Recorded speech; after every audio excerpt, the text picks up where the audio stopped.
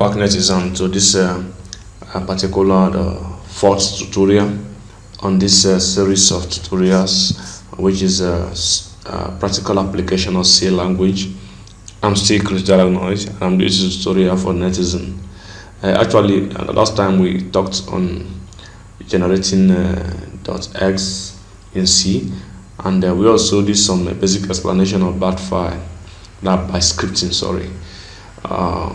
And this particular tutorial, I'm going to talk about how we can open a URL as a link on our browser using by scripting. For you to run any browser, any URL, on a browser, we are going to use what we call start command. Start command will help you to run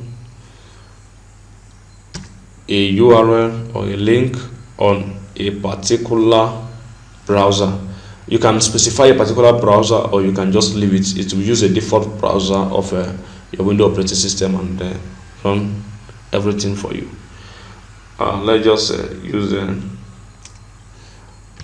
https://netizen.com. Now come here and see. Pause. Okay, let's just come here and run this code and see what will happen. Automatically it has opened our Windows operating system and it displays what netizen.com. If I come and let me just press any key. If I come and change this thing to google.com, save it, come here, click on this thing, google.com will automatically display. Okay, now you may ask yourself, how can I display this thing on Chrome? You might ask yourself that. Or how can I display it in Internet Explorer?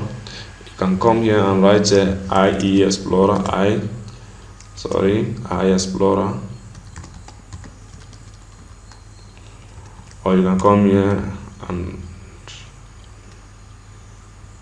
iExplorer.x, or you can write chrome.x. This will automatically display your link on a Chrome operating system. Let's just wait.